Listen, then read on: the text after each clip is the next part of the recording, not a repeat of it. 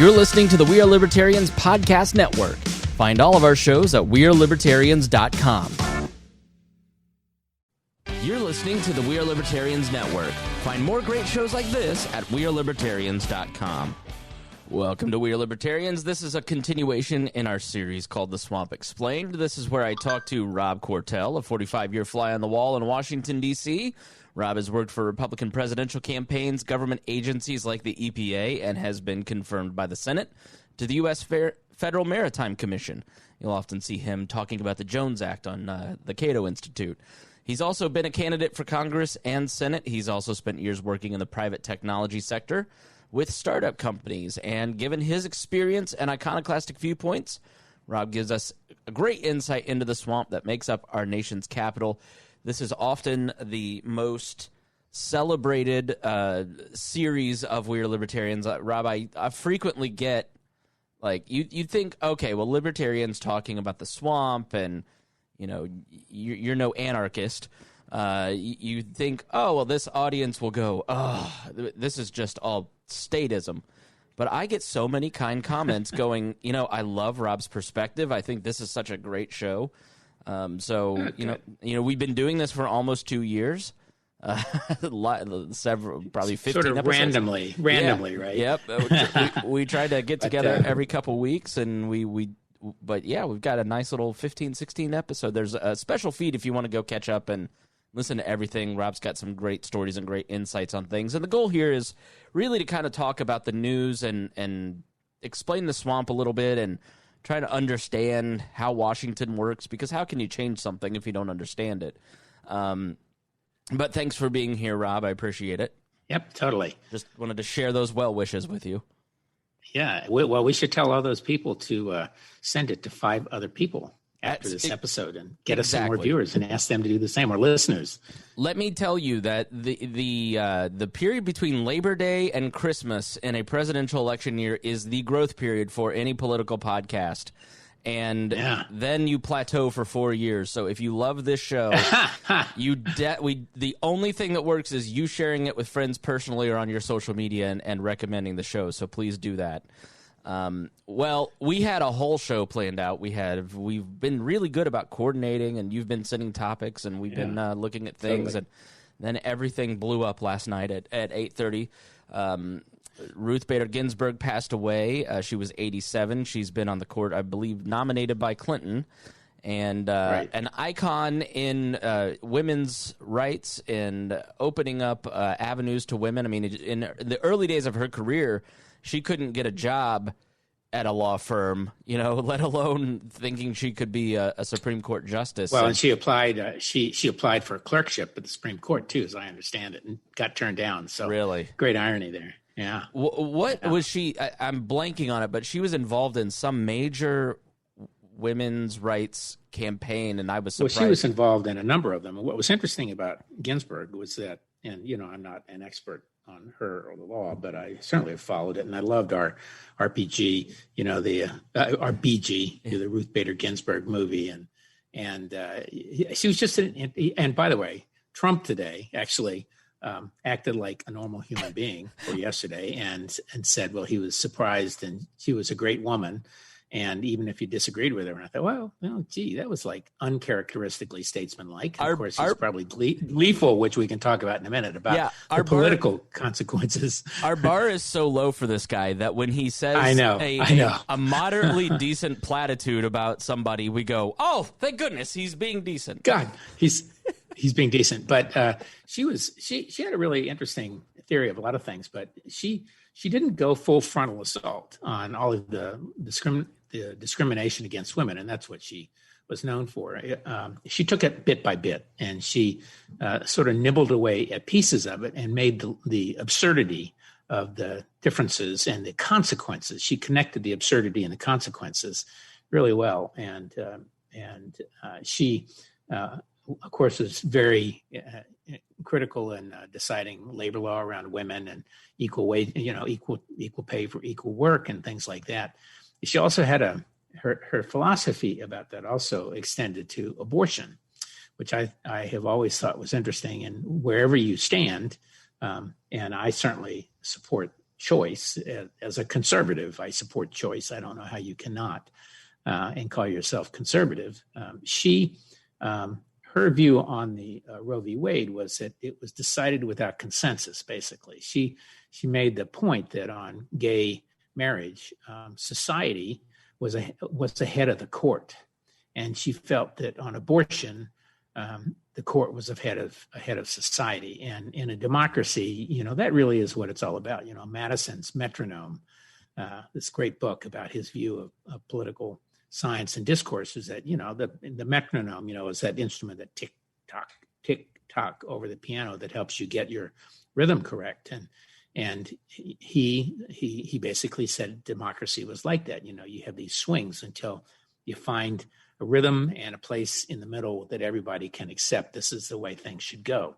And gay marriage was decided, and it's not an issue except within a minute number of people, whereas abortion rights continue to be an issue across society. And the argument is basically that because it was forced, it created a backlash that continues. Not so much forced, but that it happened without kind of the standard paces of democracy. And again, If you're a conservative, you're not opposed to change. You support institutions and growth of the way we think about it. You support public policy that evolves and that it doesn't jerk randomly from one side to the other. So I, for one, would hate to see any of that reverse, and they've been trying to nibble around it for years. But I just thought philosophically that was a very good illustration of how she viewed the law. And so she was really significant. I thought John Roberts' statement today was really terrific. I'm paraphrasing, but that she really was an icon of history in her own right.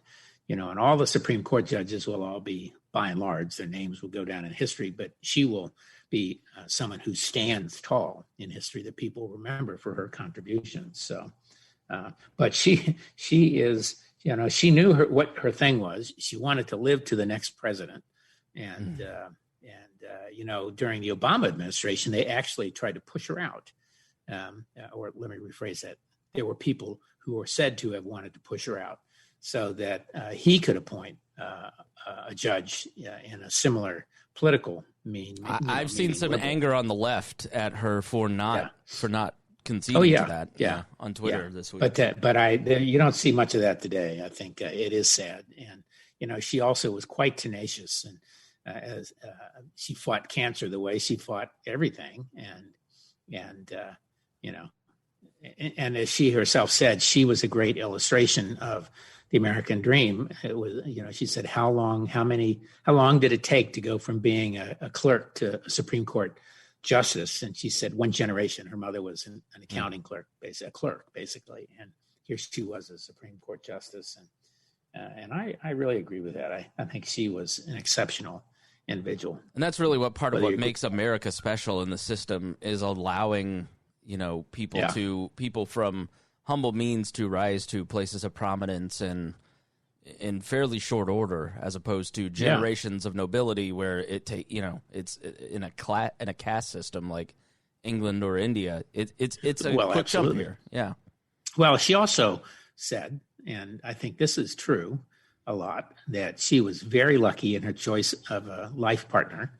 Her husband was Marty Ginsburg was, by all accounts, and I have a number of friends who knew him, and I certainly have met her on occasion and him, but and he died, not actually so long ago, probably in the last 5 or 6 years, but they met when he was 18 and she was 17, and he was an absolute feminist, although he might not have called himself that. He really believed that women should be able to do anything women wanted to do and anything that men did or could do, and he was very supportive. And he was also apparently a terrific cook. And my friends who knew them well as a couple have always talked about how terrific he was and creative and supportive. And he was, of course, very accomplished in his own right as a lawyer and business person. And but we should all be so lucky. And, I personally feel the same thing. You know, my wife and I have been married 39 years, and we've both been very supportive over time. And you know, you hope that everybody has that kind of experience. Not everybody does, and sometimes you got to make 1 or 2 or 3 tries at it, but till you get it perfect or imperfectly, whatever. And I love the comment she was quoted on the other day. It was saying her mother gave her 2 pieces of advice, the best one of which was, sometimes you just have to be a little deaf. And she said, in marriage, and she, hard of hearing. And she said that was true in marriage. And frankly, it was true in everything she'd ever done, including in the courtroom and on the Supreme Court, which I thought was great. And, yeah, that's one thing that stands out is, and this is a feature of the swamp versus the Trumpism, you know, the willingness to fight on every, you know, the world we're in now is the extreme sides want to fight on everything. And the thing that I've noticed is, you know, you listen to these swampy podcasts like The Hacks or something from the Bulwark, or, you know, you get a sense of, we'll illustrate it with RGB, with Ruth Bader-Ginsburg's life. Great friends with Antonin Scalia. You saw this when he passed away, riding elephants, getting along, arguing with each other. And her mode of operation was essentially, I'm not going to get angry.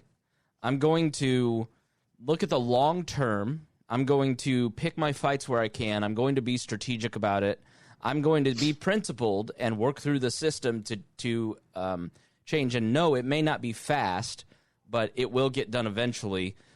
But I'm not going to give into that anger and that quick burst. And that seems to be such a feature, especially in the legal community.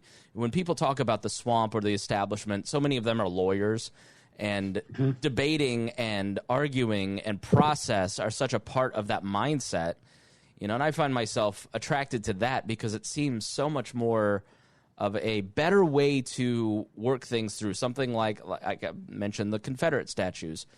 Yep. It feels good to get a mob together and go pull down that statue. But by having the hearing and going through the Democratic-Republican process of standing around and going, this group gets to be heard out, this group gets to be part of this, everybody, and you may lose, but at the end of the day, that statue will come down and everybody will feel heard, and that tension is dispersed, as opposed to just creating the resentment over a mob taking something down. And that's well, and I think you know, and I think, Chris, some of that is, you know, I think a person like Ruth Bader Ginsburg and Scalia and so many others like that, there's both a personal aspect to your relationships. There is a sort of a tactical aspect, if you will, and then that is sort of, you know, comes into the long-term strategic aspect. So Ginsburg, in her cases and what she did, she would lay down a marker and take a little bit here, and then be able to use that again as 3 steps forward and 1 step back, kind of in her legal cases, and that's really true of a lot of stuff. Of course, your point about so you should be able to talk to people who are totally different, and you know, Biden has some of these issues among the Black Lives Matter people and others, you know, because he actually admitted that he had cordial relationships with some of the Southern senators and Strom Thurmond and some of these others who were out and out racists. Although, you know, even Thurmond had a little bit of a realization at some point, maybe it was political, but it that he needed Black voters. And so, but now we can get into the whole conversation about what can be excused and what can't. But the reality is we just, everyone is imperfect, and they are certainly imperfect in politics. And you think about how many people cancel out their spouse's vote and still manage to get along. So, and actually, you know, it leads me to this. So I was thinking about Biden and all of that, but it also leads me to think a little bit about the upcoming election night and all that. And, you know, there are a lot of topics, you know, I'd like to get to, but, you know, there are already people talking about what if he loses and doesn't leave, and when will we know, and all of that. And I am only reminded of 2 events, certainly in my lifetime, where one could have called foul, and one was Kennedy Nixon. And when the results out of Cook County came in late enough to change the state of Illinois, which gave the election to Kennedy. And Nixon felt strongly that there was clear evidence that there had been cheating, but he basically, with all his faults, chose to accept the results. And he wrote about it later, and it was true that he felt that you have to let the democratic process play out, and some things just aren't perfect. Upholding the system was part of why he stepped down and resigned as president. Oh, that's right, absolutely. And then you have Gore v. Bush, W, the same thing. And I heard Gore's statement yesterday. Heard him talking about that again, and I thought, well, that is in the tradition that you just alluded to, and so who knows what'll happen? But everybody's lining up at the barricades. Yeah, my advice to listeners, and we're going to do some shows on this because the attack on the vote. So I ran a Senate campaign against Dan Coates, and I've met him a couple times. I know many people who've worked for him when he was a senator. Both times he was a senator. I've never heard anything bad about Dan Coates from here in Indiana. And Dan Coates was the director of national intelligence, which means he sat in meetings that I will never sit in, and the guy just knows more than I do. And so when he writes an article in the New York Times, an op-ed saying the country cannot recover from delegitimizing the election, the most chilling thing I thought in 2016 was when Donald Trump kind of hinted he wouldn't accept the results of the election. Now, lo and behold, Hillary Clinton never did either, and look at where we're at. That's right. That's right. You introduce that seed of your vote doesn't count, and all of the sudden the entire system starts to crumble, and you go to a very scary place historically when you look back at history. But what I try to tell people is, Go find out how you signed your name on your voter registration. That's what I've been a part of 2 recounts, and what you will see in this election, if it is close, specifically in Florida, where there's 2,500 lawyers on standby, 700 in Texas, according to James Carville, is you get 2 teams of lawyers fighting over a single ballot. And if you didn't cross the T on your name, they go, well, they didn't intend to vote for this person. This is not a real ballot. This is fraudulent. Like 25% of them get thrown out because the signatures look like wildly different. But the fights come down to, several dozen ballots in some cases, like in Minnesota or here in Indianapolis, and the ones where they're fighting over the signatures. So how you sign your name in these swing states really makes a big difference. And I don't. When Bill Maher floated the idea that Trump wouldn't leave or that Trump wouldn't accept a loss, everybody laughed at him. And I was like, why are we laughing? Because that's a perfectly logical. I think either side are so primed to go, this isn't a legitimate election. Or if you get this Supreme Court nominee through in 50 days, this isn't a Supreme Court, a real Supreme Court. Kavanaugh should be impeached. This person. I guess the question of legitimacy is never something that I've seen questioned in my lifetime. I don't know if it has been in yours. You tell me. But once you start questioning the legitimacy, you start to descend into chaos pretty quickly, and it's not a good place to be. I think there have certainly been periods in history where that was very true. And if you go back certainly into the early decades of the Republic, you see a lot of really scurrilous personal charges, and also charges of illegitimacy, not only of illegitimate children, which they frequently did, but of illegitimacy as a process. And of course, you also had battles over, in the extension of states, should these people be allowed to vote? I mean, and in those cases, white male people. Was it too soon? Which actually was an interesting mirror of the process between the American colonies and the British public, so I think history absolutely repeats itself, and I don't know if this is worse than any period of time. It is certainly fraught, and you're right. There will be a lot of questioning, and you are exactly right about Clinton. I absolutely don't believe the Clinton people have ever accepted this as a legitimate election, and unlike Gore. And And Gore literally said no more recounts. I'm just going to concede for the good of the country. Right. And Nixon essentially said the same thing. And Hillary just could not do it because she couldn't believe it that many people. And the country is split. It is really 40-something for Trump and 40-something for Biden and 10 or 12 in the middle. And how they allocate or whether they turn out is really going to be the big issue. So anyway. Have you seen the Bloomberg report that the Republicans are going to vote on Election Day, conservative-leaning people will vote on Election Day, and that day Trump will be the president, but then 4 to 5 days after, the absentees will all get counted, and then Biden will be the eventual winner? Yes, and there's some interesting data. There's a New York Times article from the last week, and you and I have talked about maybe posting some of this on the website, and I'll make sure you get it and we can post it. But there was an article last week looking at the primaries in these states during the COVID period, and in fact, there is absolutely that. You see this spike of you see the first leap on Election Day of voters, and then you see the votes trickle in, and sometimes it's 5 days, and sometimes it's 9 days, and sometimes it's 3 weeks, depending on the state and their experience with this. So the states that have had absentee or voting by mail, some of the northwestern states do that, and they really don't have a ballot box per se. The ballot box is the mail. They have a lot of experience with it, so their processes are set up to do that. So. And this is particularly important in the 10 swing states. And it looks from the data to me that in their report that you'll really have, it will take, 4 or 5 days. And I do think the psychology of this is going to be very interesting in how the media handles it.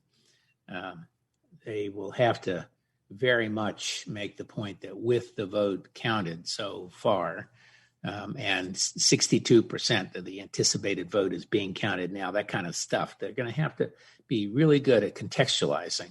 But I also think it's going to be very hard for them to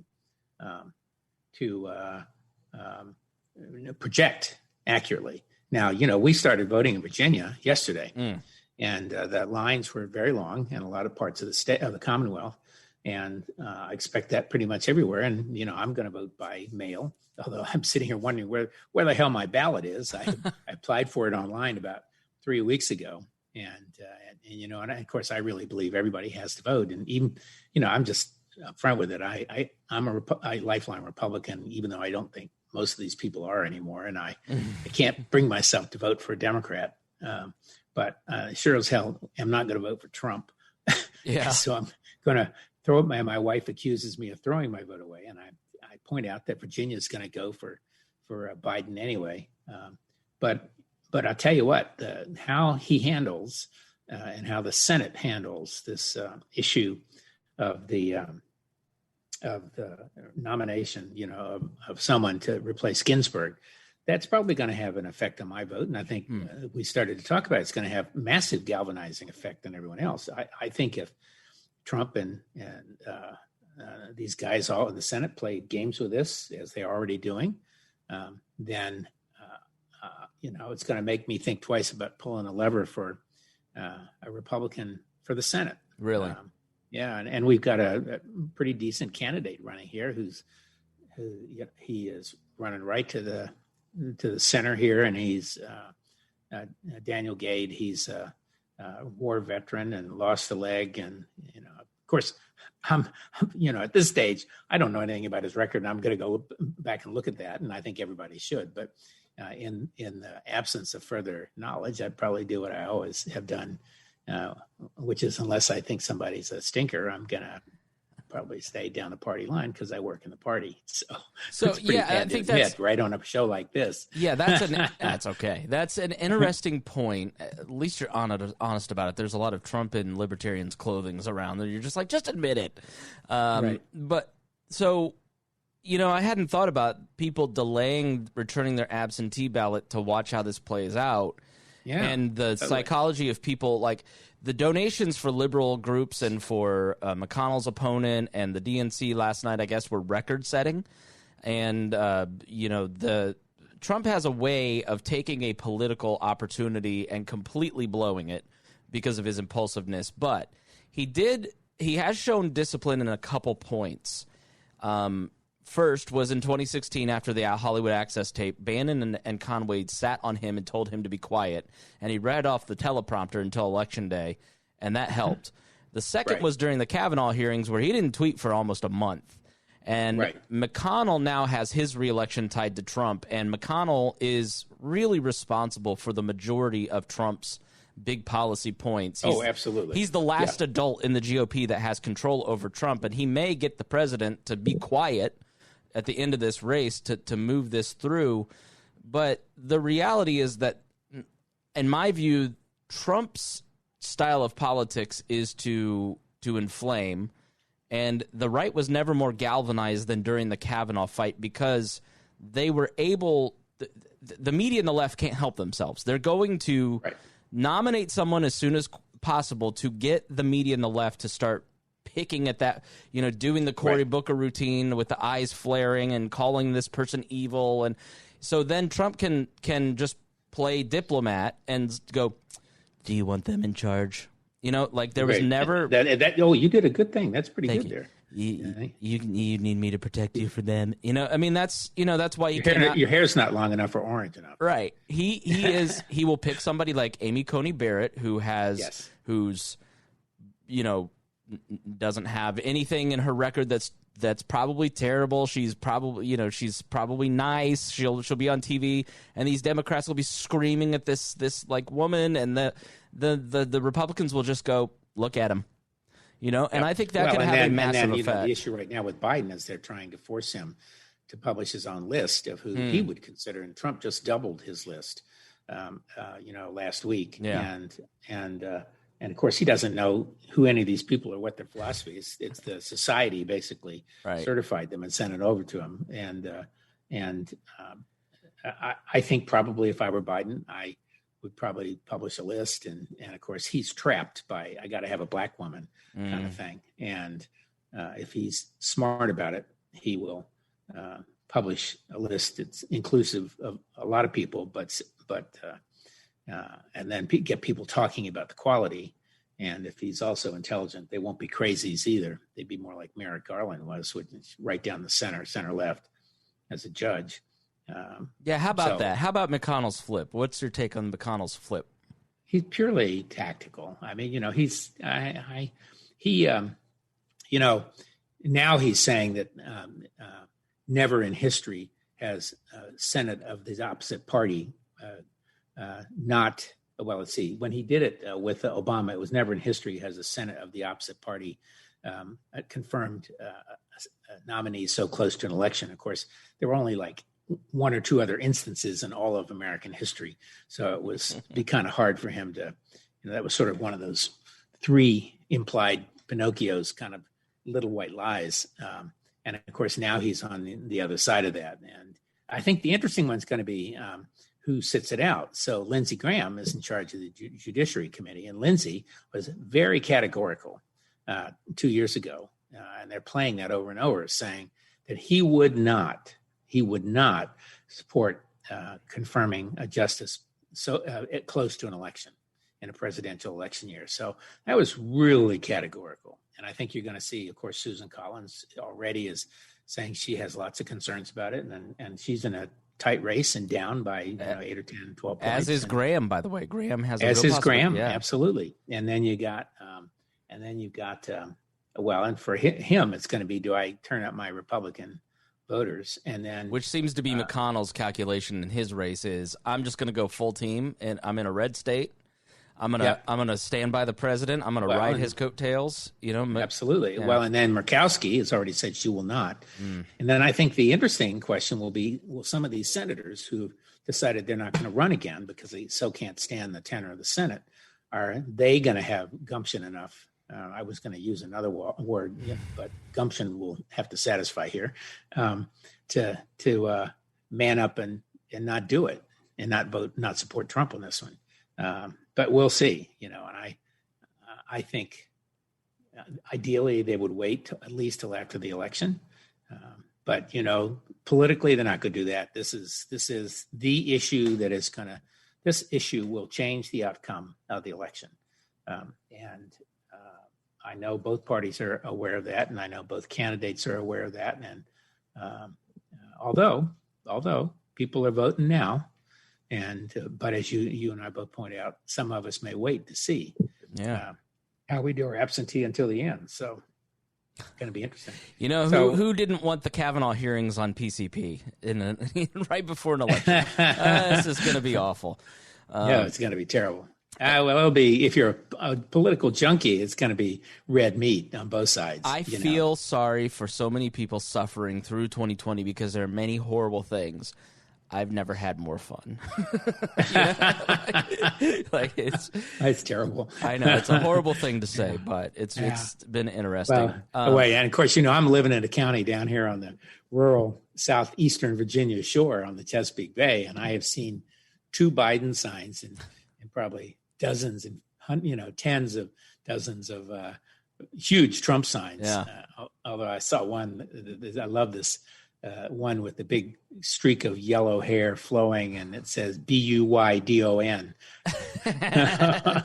Everybody talks about these secret Trump voters in polling, and there's some evidence because of the differential between right track, wrong track versus, Biden versus Trump. But I've never seen a group of people who are more proud and more. It's like CrossFitters. Like, somebody's a Trump fan because they tell you in the first 5 minutes, like.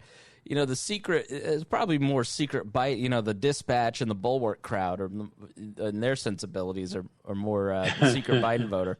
So Bob Barr, Reinhold on our network keeps talking about Bob Barr, and he's uniquely awful. And you sent a story along that line, and I will put all the articles that Rob sent me. I'll put them in the show notes so you can grab them and see all the stuff that we. By the way, Bob Barr is the bad boy. This is Bill Barr. Bill Barr. Yep. Sorry. He's a different kind of bad boy. Yep.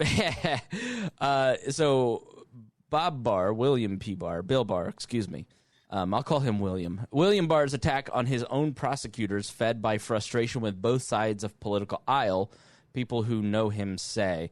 The typical whataboutism, which is an abandonment of principle, to be honest, is, well, Eric Holder was the wingman for Obama. Why can't Bill Barr, be the wingman for Donald Trump? What is so uniquely problematic about the Attorney General? Well, I think, part of all of this is the challenging of norms, political norms. NATO, that's a norm now after 70 years. Various treaties, how senators, the filibuster, all of these things are norms that develop over time. And I find it interesting and ironic that so many supposed conservatives are happy to challenge them. And this is kind of this whole conversation around the swamp. What Barr actually said, and it was to a group of conservatives, was that some prosecutors were headhunters, which happens to be true, and that career staff, rather than being best suited to make decisions in sensitive cases, needed to defer to him. He is the top law enforcement official.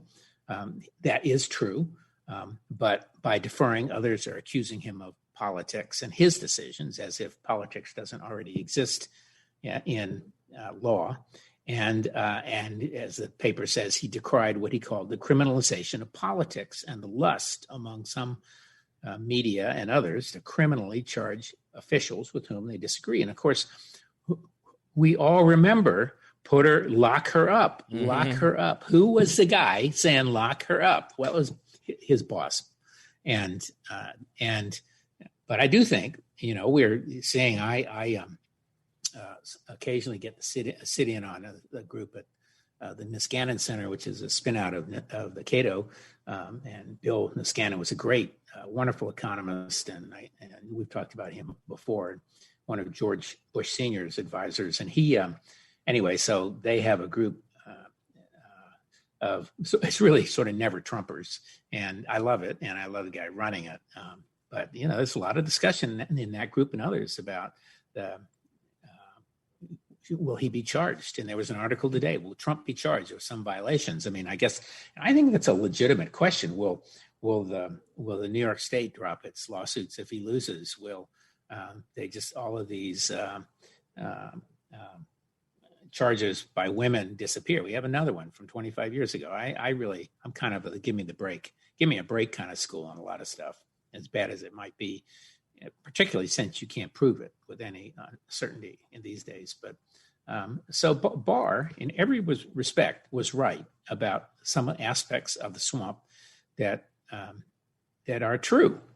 One that stood out. Criminalized politics now, and I think about years ago I worked for Ken Lay and Enron, and I didn't work for Enron, but in graduate school between my first and second year at Yale, I went back to work in Florida Gas, which is one of the bigger companies in Orlando, where I had grown up, and I had sent a letter out of the blue, and Ken Lay, who was then president of Florida Gas, hired me for the summer, and we became friends. And I followed him when he went out to Texas, and he and Selby Sullivan, who was then the CEO, did a number of acquisitions and kind of rebuilt the company. And Ken, who was a brilliant economist, he basically built the natural gas market, and some would say Potemkin's village, but Enron really was a totally financially driven company.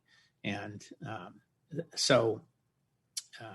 and when all this stuff, the scandal happened, it was Andy Fastow and these guys who really ran it, and these guys got off. But the prosecutors really wanted Ken's scalp. It was about a big scalp. And, Giuliani was that way when he was running, and maybe some of these guys deserved to be it. But it's Chris Christie, which is why Kushner forced him out as transition chief, because he held a Absolutely. grudge over locking his dad up.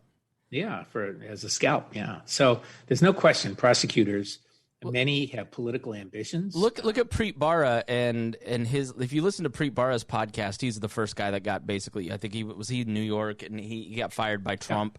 Yeah. It's a lot of what Trump does is he forces people to drop the pretense. Yeah. Like, okay, you're gonna. Sometimes that's good. Sometimes that's bad. Yeah, right. Like, all right, we're gonna just immediately. We're not even going to worry about like honoring our BG's legacy. We're just going to go right to the politics. Like everybody, little things like that to the big things like the Justice Department and that sense of fairness and neutrality is mostly BS, and that's part of what he said is like, these prosecutors are some of the most political people. Our current mayor in Indianapolis used that office of a federal prosecutor to be elected mayor. Well, we have a vice presidential candidate on the Democratic ticket who was a prosecutor and prosecuted crime in order to get reelected. And now, of course, that has come back to bite her a little bit, but because she is who she is, and on that ticket, she gets a bit of a pass. So, everything he said was true. And there are an awful lot of people who know, those who know, who do BDO, that kind of thing. Those who know right. It's all true. And it's just the way it is. But, I do think there is a thin veneer, something you alluded to a minute ago, between civilization and the jungle. Yes. And a lot of that veneer is people being willing to, as Bader-Ginsburg said, have a little bit of a loss of hearing to things that are disturbing and or a process that looks fair, or a pretense of civility. And goes a long ways. Like that. And I wrote an article for We Are Libertarians kind of talking about why I stopped giving Trump the benefit of the doubt. And the reality is that a lot of the stuff that he is against is right. Like, yes, there is liberal bias in the media, but there's matters of degree, right? Michael Malice is a commentator that has this great saying, take one red pill, not the whole bottle. It's right. Like there's That's great. There's a quick slope from there's liberal bias to I'm not reading anything, and now I'm subject to right leaning propaganda. Like there is an establishment and a swamp that is problematic, but that can also be a slippery slope to believing in QAnon. Like there's a point where a lot of us just hop off that train to QAnonville because we go, yeah, you're right about this, but you're taking it too far. And 2020 has really it's accelerated that to such a pace. And then I don't think people really appreciate on the right how far right they've gone. And maybe it's the same on the left. It's just I'm a creature of the right, and I see people that said reasonable things a year ago saying unreasonable, awful things now, and I'm like, that was a pretty quick hop, right? Well, so some of that's not necessarily right or left. Some of it is way down low, right, or in outer space, right. And and the whole thing around vaccines. Of course, we have the conversations around the COVID vaccine and whether people will trust it or not. I personally have already signed up for a trial. I haven't been told I get to do it, but I would do it in a second because I trust the professionals in that business, the swamp, if you will, right? Who are making these companies, and they know that they're vulnerable to lawsuits and everything. So I trust that.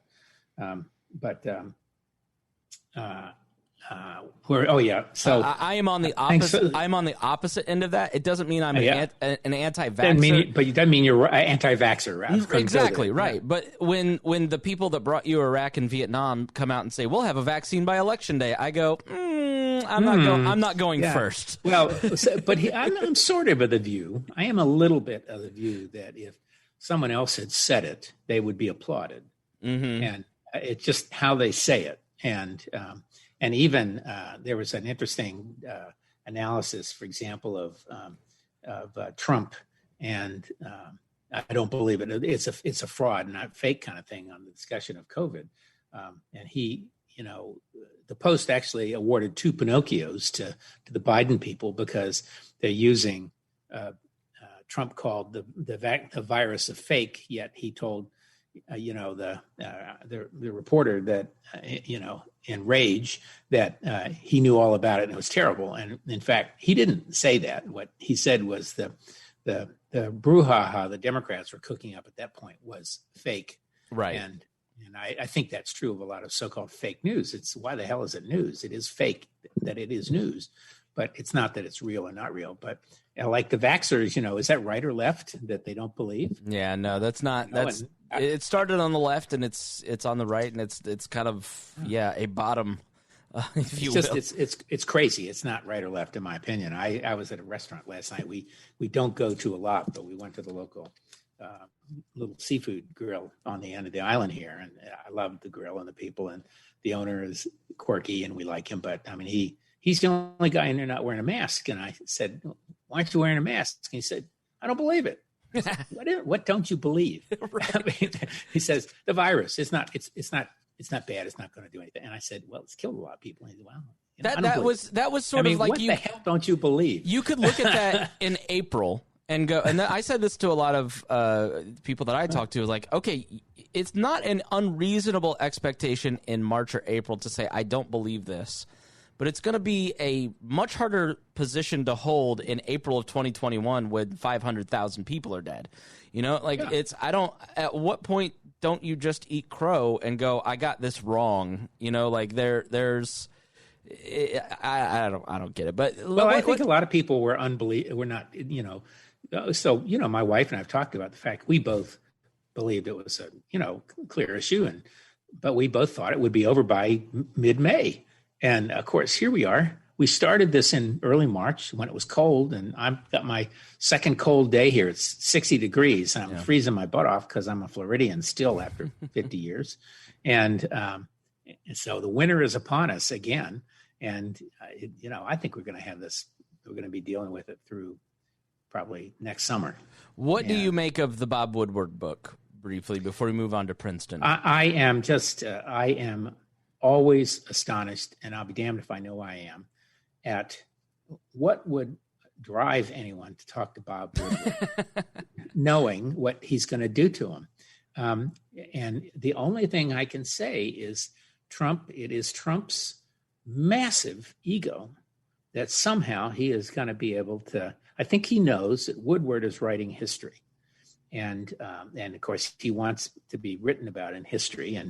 And so, I just think he is convinced that he can beat them at their game. Yeah. But I do think Woodward is so good at the interviews. He does insinuate that he's talking to you off the record, and I didn't say that, of course, but that, he's just a pal, and he sort of counsels you at the same time. Now, I will say, all this crap about Woodward supposedly should have revealed what he had read or heard from Trump before. It's hindsight bias. He didn't know at the time. Yeah, he didn't know at the time what it was going to be. And I'm not even sure that he's revealing anything that anybody didn't know. I think it is arguable, and Trump is inarticulate at best at expressing himself and what he may mean. It is arguable that downplaying some of this in terms of panic is not necessarily bad or good. I'm not going to make a judgment, but I can understand that people didn't want to panic people. And you certainly could argue that Fauci and the CDC and others didn't want to early and did not understand the severity of it. And of course, they also thought they were in a better position than they were. CDC, that's appalling. The CDC failures really are appalling early on. And that is something that's been going since the end of the second Bush administration. And they basically used up the supplies and everything else, and they never really replenished all that. And then they had a very flawed testing process, and they had to destroy all of the test kits that they produced under their standards, and they wouldn't let anybody else do it because they didn't believe anybody else could adhere to the proper standards. So, which is the real scandal, is that if everybody kind of in the government sort of knew, like everybody goes, oh, well, he knew and he didn't inform us, which is like saying a hurricane's coming, but we're not going to tell you how bad it's going to be. Okay, right. I get that. But like, if you're president and you were in charge of the HHS, CDC, FDA, and you're telling a reporter that you think that this is going to be catastrophic, and you're a free market guy, supposedly, why are you not picking up the phone to make sure that the CDC is decentralizing testing so there isn't one single point of success or failure? That, to me, is the single greatest mistake of the Trump administration, because it cost hundreds of thousands of lives. Germany has only lost it's a terrible way to phrase it, but Germany's lost less than 10,000 people because they were on top of testing. They provided us a test. We were not. Although they have become hotspots again. Sure. Germany, Spain, France, they're all becoming hotspots again, as is Korea. And I think that just shows the resilience of this virus. It's there, but the resilience of human misbehavior. Yeah, but not that misbehavior would be curtailed if people had the proper information to govern their behavior. And I don't think so. I really disagree with that. I think people have had for quite some time enough information to know that they shouldn't be wandering around in big crowds with people without masks. These are people who make judgments way beyond reason. It has nothing to, that's a political statement by these idiots. And in my mind, they are idiots. You can push back here and push back there, but they're idiots, and they've got plenty of data and plenty of information. Know it's highly contagious.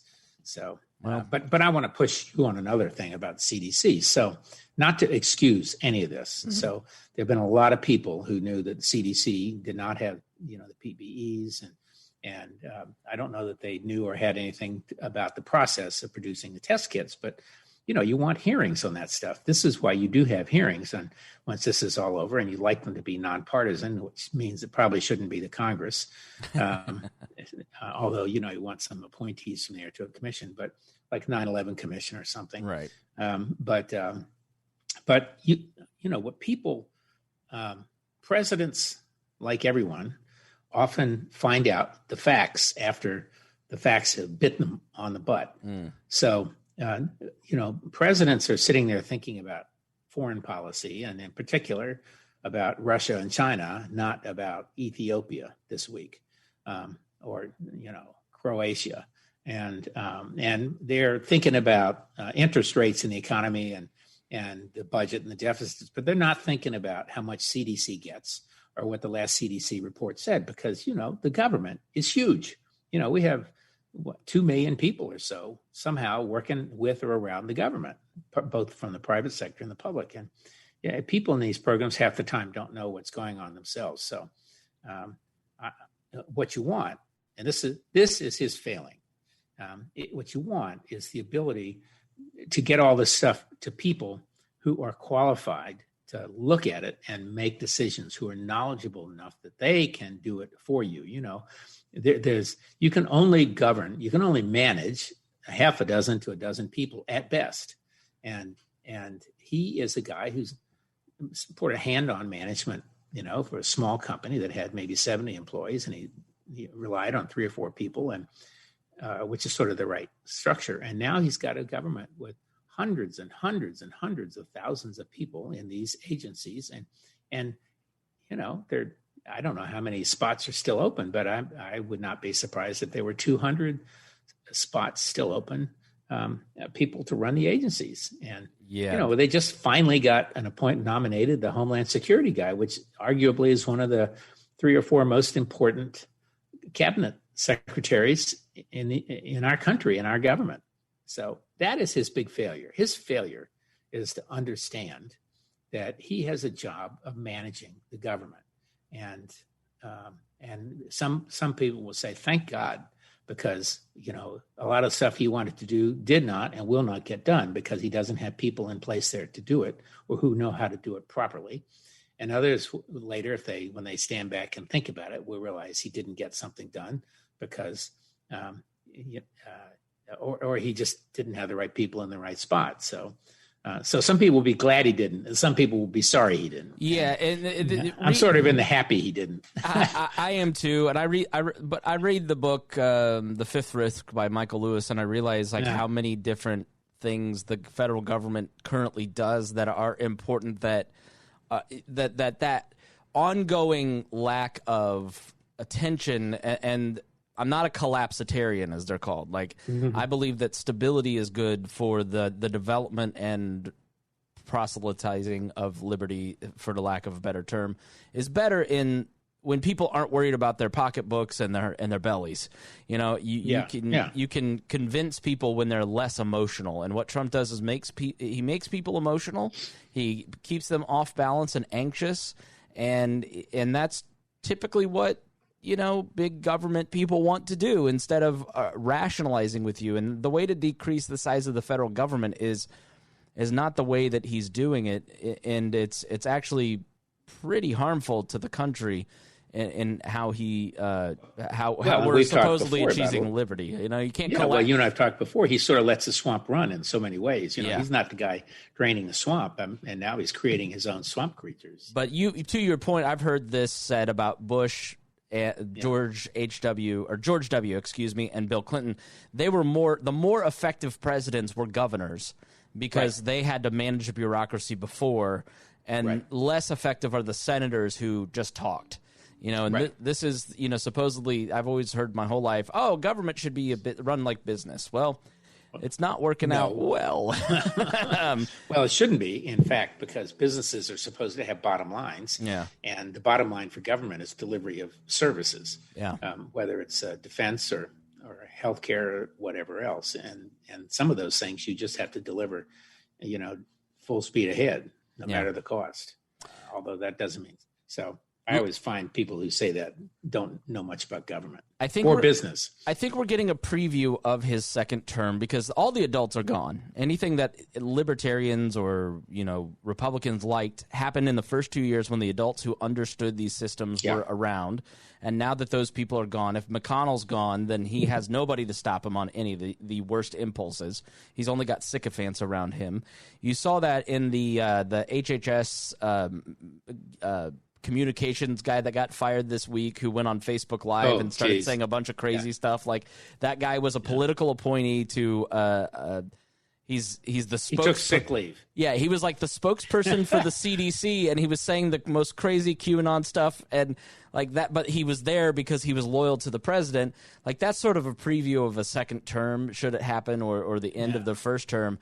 And I think what you'll see with the Trump second term is he's rolling out all these executive orders, turning in his homework last minute before the papers due on November 5th.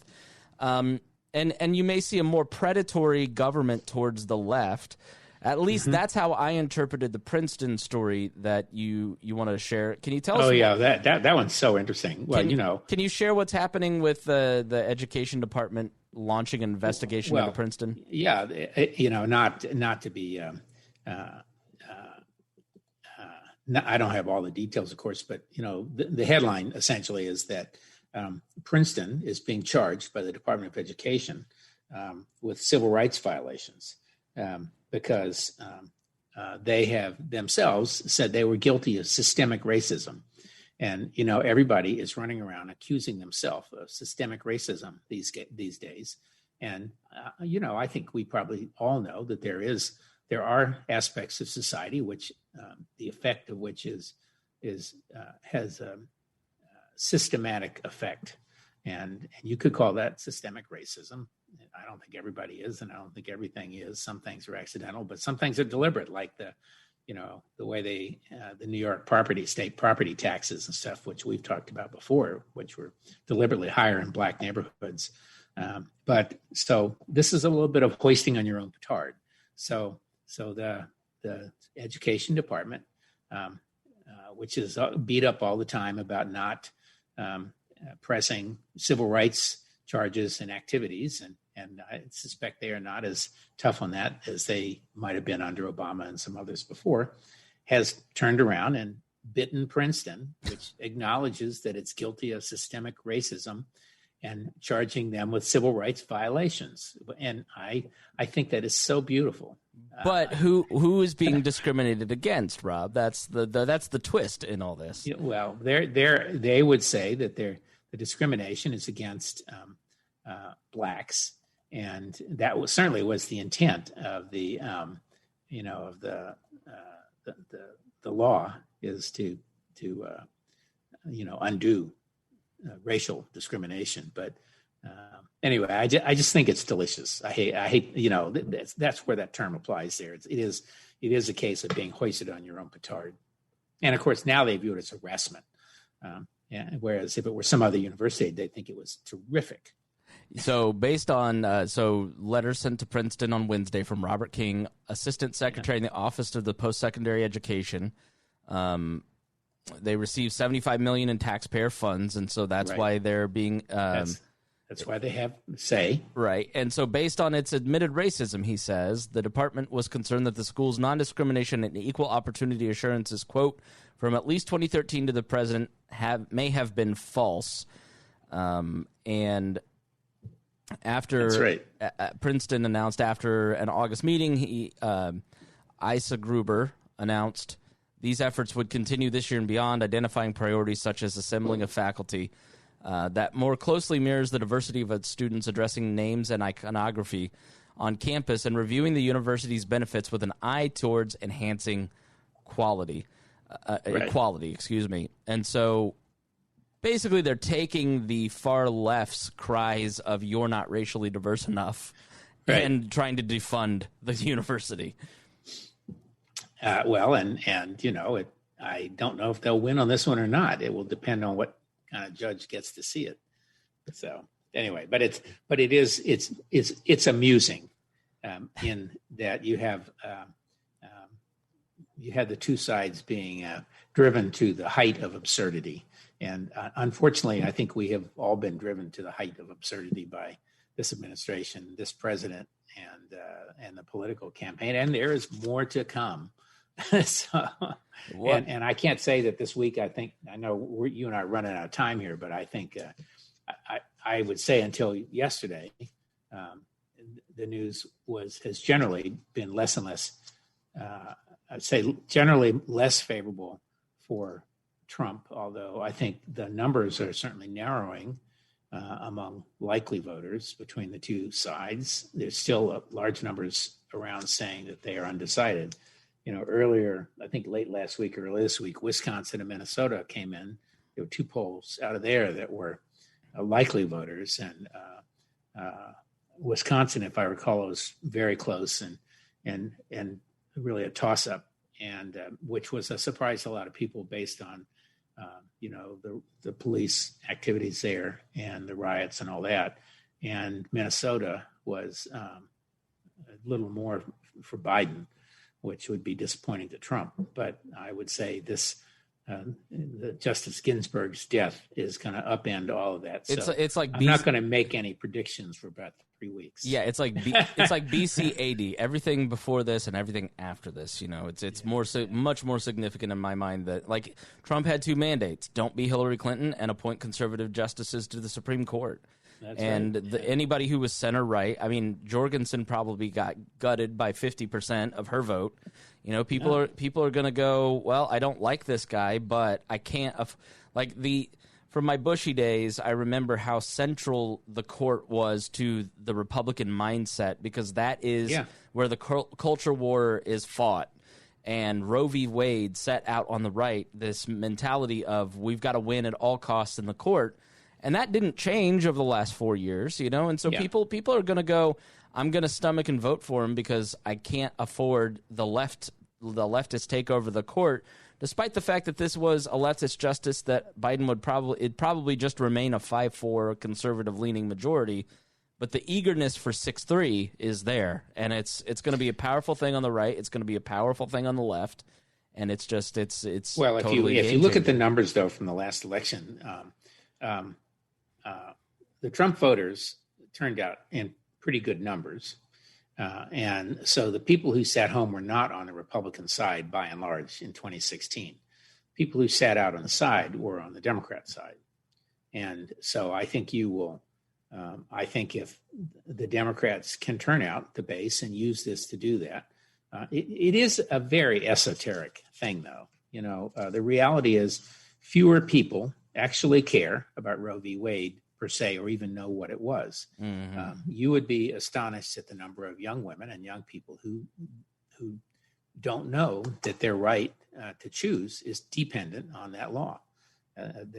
And so, there's kind of a swift education campaign here, and I think they're going to have to be very sophisticated about how they pose this to potential voters who may not have shown up last time. So in the end, I think it will probably benefit. It probably will benefit Biden more. And then, of course, there's the other aspect. If we don't have a judge by Election Day, we will have only 8 people on the court deciding all of these state-by-state issues coming along, which we know will happen, as you mentioned, however many hundreds of lawyers in Florida already.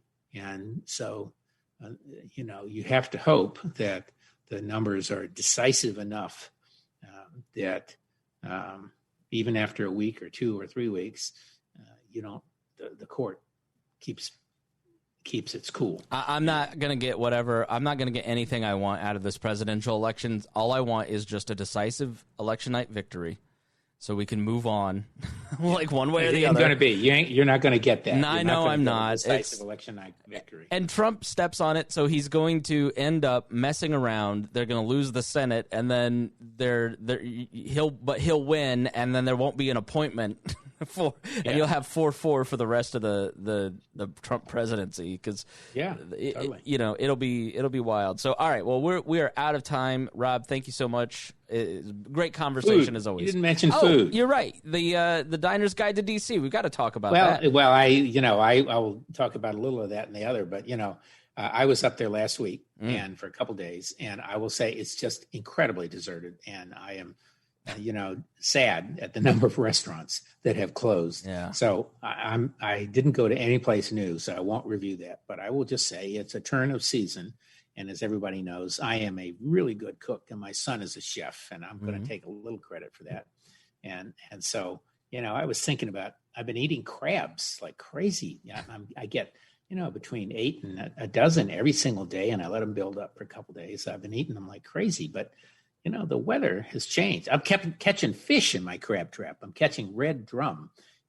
They find their way in, so I don't even have to fish. Nice. But I've decided the winter is nigh, and I'm gonna cook a brisket tonight. Excellent. And some kind of really good pasta. And the Washington Post today had their 10 favorite recipes of the last year, one of which was a chocolate cream pie. Oh. So, Chris, if you were down here with me, you could be having a really cool roast brisket and a fabulous chocolate cream pie. I'm very jealous. I am. And maybe I'll take a picture for our viewers. Please do. I will post it. Yeah, I will be having my typical microwavable Swanson's protein don't do that. blend. Yes, eat my vegetables. No, well, I'd had a great discovery. My last word on microwavable. So, when I'm in D.C., I have to.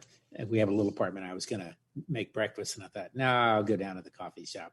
And it turns out their microwave wasn't working, so they couldn't nuke their green chilies and eggs, whatever it was. And I went over to the grocery, and Jimmy Dean now has a breadless, carbless, or low carb breakfast sandwich, and it is made with egg frittatas as the bun, and then the sausage and cheese and whatever else. But that's pretty clever. The things that they're doing for these Gen Zers and millennials like you are really cool. Yeah, so I kind of miss things by cooking for myself. I cook and I enjoy cooking. Sometimes you don't get the time, and there is Swanson has great microwavable vegetable packs, and one of them is a Southwestern protein blend that I eat a lot. It's it's my version of healthy. Throw a little hot sauce on there. It's really good. Yeah, that's great. All right. Well, it's been great to chat today, and we have a lot to talk about as we move forward. Yeah, we'll definitely do one before the election day, right after the debates. The debates are. Yeah, can't wait. Maybe that's the only thing that might change the race here. Well, I'm hoping that Trump does his usual number and Biden looks at him and says, "You're an idiot," and walks off. Listen, they've set the That's bar. what I would do. They've set the bar so low for Joe Biden that as long as he doesn't come out and drool on himself, he's probably going to win the debate. But if he does, it may be over. So, I wouldn't debate Trump. Yeah. All righty. All right. Well, thank you, everyone, for listening to We Are Libertarians. If you love the show, please share it, and we'll see you again next week. 5 people.